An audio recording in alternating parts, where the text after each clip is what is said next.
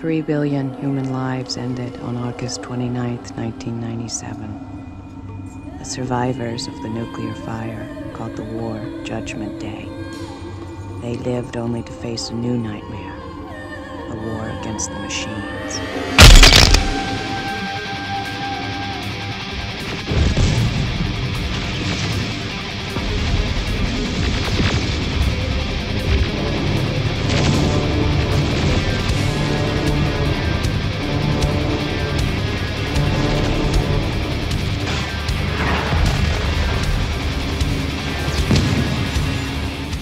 Now, a lot of stuff happened right after the abomination known as Super Collider.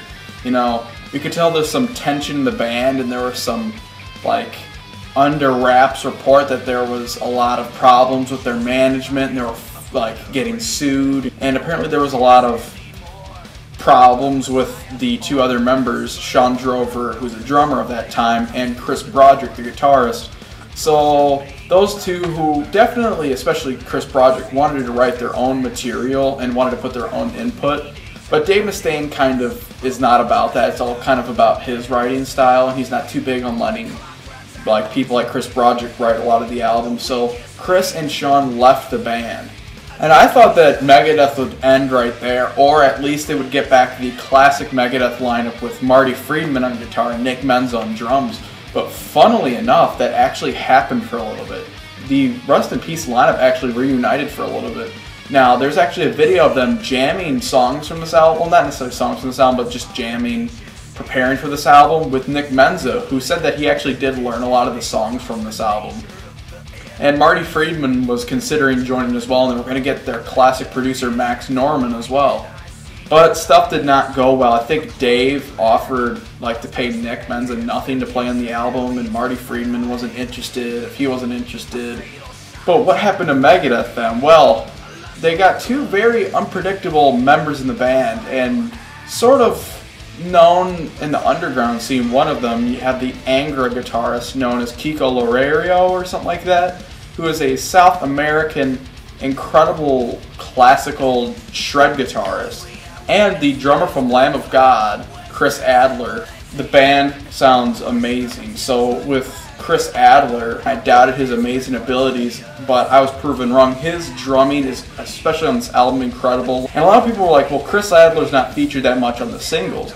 That's sort of true, but when you get to some of the deep cuts on this album, like Lying in State, you can hear some incredible groove drumming, and argues that maybe some of these songs on this album are groove thrash metal. But Kiko adds so many amazing guitar solos to this album, and it makes me think he might be the best guitarist, if not better than Marty Friedman, because he has a lot of the great technical playing of Chris Broderick, but he doesn't just go full retard with it and just make boo the entire time.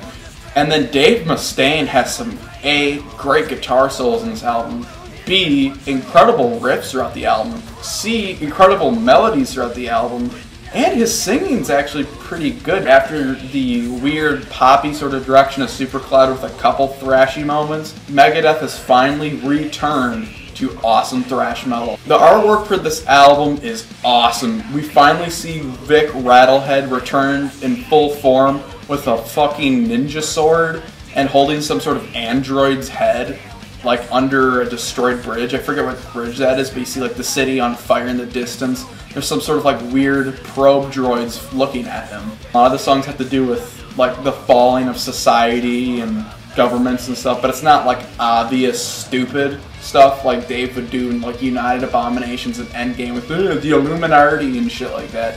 This is more subtle and more interesting, back to old classic, like political intrigue Megadeth. We start with one of my new favorite Megadeth songs, and one of my favorite songs off the album, The Threat Is Real, which is one of the first singles. This one has like a weird sort of intro that has like some Arabic chanting and stuff at the beginning. I love like the weird bass notes that build up the crazy epic atmosphere of this song. And then when it goes into the main parts of the song, they have this amazing guitar solo that sounds so epic to introduce this great song.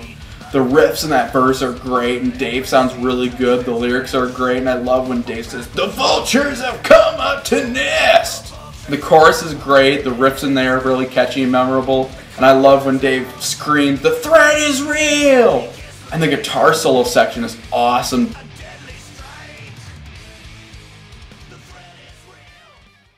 Then we have the title track, which actually took me a little bit to get into. This was also another single, which reminds me a little bit of a more melodic song on Countdown to Extinction, maybe like the title track on that album. A lot of people say the verse sounds a lot like Black Swan. And the intro, though, sounds a lot like Hangar 18. It's kind of the same chord progression. This one has a very like depressing, sort of sorrowful atmosphere until you get to that kind of like cool, upbeat, like catchy verse, and then you get to that chorus that's really, really melodic and beautiful. And the guitar solo section of Dystopia reminds me a little bit of Hangar 18 as well, because they just keep going back and forth with these really great solos. And then they play this amazing harmony, Kiko and Dave, at the end that sounds incredible. One of my favorite moments on the entire album.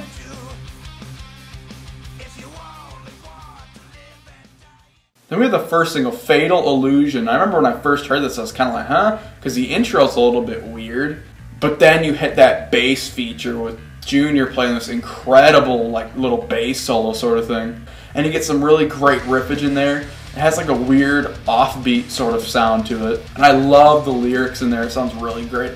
And then you get into what reminds a lot of people of Black Friday, because this whole song is pretty much a classic sounding 80s era Megadeth song where it's very unorthodox. All of a sudden when you think it's going to maybe go to a chorus, all of a sudden it just stops and you hear some like irritating beeping while you hear really quiet riffs going fucking frantic.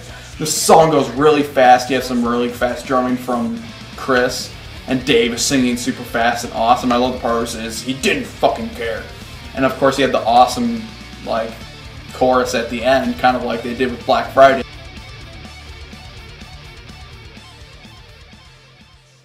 Then we have a really awesome song from the album called Death From Within, which sounds weird at first because it has like a really bad production at the beginning to kind of trick you. And then right after that build-up, it goes into basically a groove metal song. This song is basically what Volbeat would sound like if they were actually good. You hear a lot of Chris Adler shining on the song, and Dave's singing sounds awesome. He sounds super pissed off and fierce, and the riffs in here are great.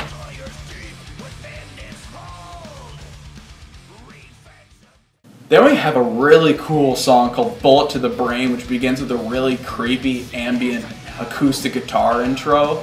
And that goes into one of the most interesting, like, different songs in the album, in my opinion. You have a verse that sounds really odd because it's sort of slow with melodic guitar playing, which would make me think, like, this kind of sounds like a chorus, which is odd for a verse. And the riffs are super thrashy, and then you get to that chorus, which is absolutely amazing. And this song pretty much describes the feeling of someone who listens to Super Collider.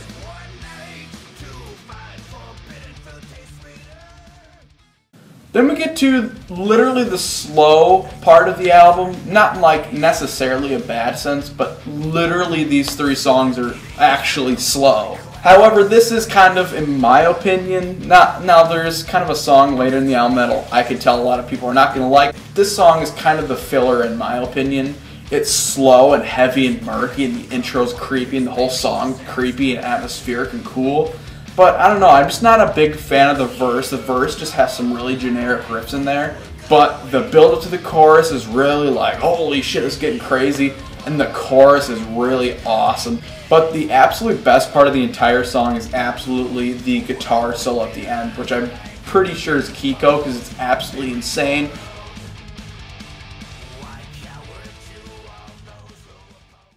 Then we have the absolute best song off the entire album, and a lot of people will agree with this, and I think even Dave and the entire band think so. And that is Poisonous Shadows. This is like my darkest hour on the album. It's very ballady, and the intro has some great guitar and sitar playing together. The intro is very, very long and has a lot of layering and like violins and shit. And it goes from like a really depressing dark vibe to a super epic vibe. And it just keeps changing and changing. You hear some like really, really great like backing vocals in there.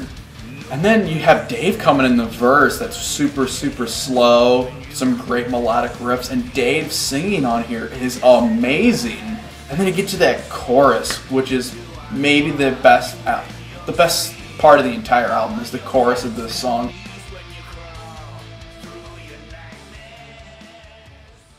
Then we get to the instrumental Conquer ... or Die, which is weird to have an instrumental at this part of the album because I always feel like, for me, I only like instrumentals if they're really, really long and epic and have a lot of changes and stuff, or if it's put at the beginning of the album or at the end of the album, or if it's like bookending an instrumental. This one, however, works with where it's at in the album. Now, it would have been cool to open or end this album with this song, especially end this album with the song, but it works in this album because it comes right after the slow song in the album, so it's still retaining that dark, creepy atmosphere to make this like the slow part of the album. Now, the intro is very, very murky with some really, really interesting acoustic playing from Dave. And then you get to the guitar solos, and the whole song is still slow while Dave and Kiko just shred these incredibly melodic and memorable solos. And it reminds me a lot of that B-side instrumental on Euthanasia, which I absolutely love as well. So it's really great to hear something similar to that. And at the end of the song, you actually hear some like really weird dialogue from in like another language. It's probably maybe something Kiko's saying, but I don't know.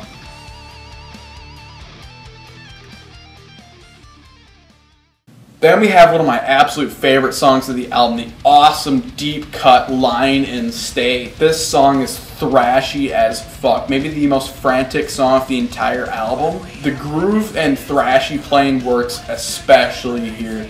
And a lot of people say this kind of sounds a little bit like Blackmail the Universe from System Has Failed. I think this song is way better.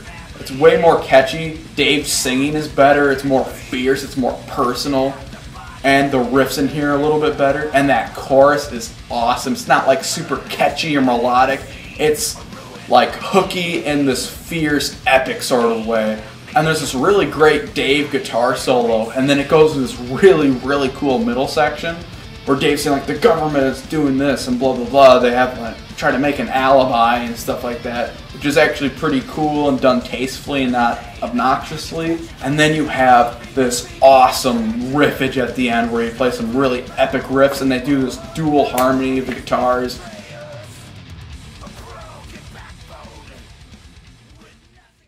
Then we have what a lot of people are gonna hate, The Emperor. This song, which was originally titled, I think, The Emperor Has No Clothes or something like that, which is really dumb. This song, even though the rest of the album is pretty much thrashy, give or take, with the exception of Poisonous Shadows, this song is very Cryptic Writings, Risk, even Super Collider-ish, but in a good way. In my opinion, this is catchy in a more poppy, melodic way.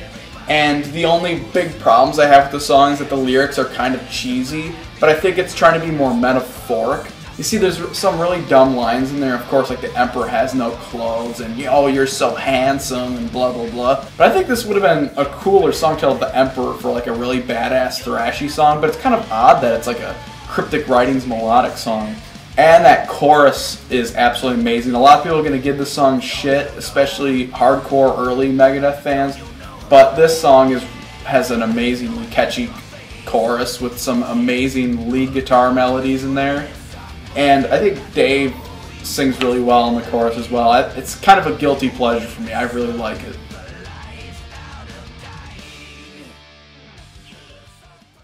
Then we have the last song on the album, the cover of Foreign Policy, which I was not kind of excited for because I hate Megadeth covers. Cold Sweat was okay, but I think this one is maybe the best Megadeth cover. It's very thrashy, and especially in like the verse, you hear a lot of like early sort of Megadeth sound. Like Dave sounds kind of like he did on So Far So Good So What. The riffs in there are very thrashy and cool, and that chorus is awesome. The riffs are just fucking crazy while Dave is just yelling, "Foreign Policy!"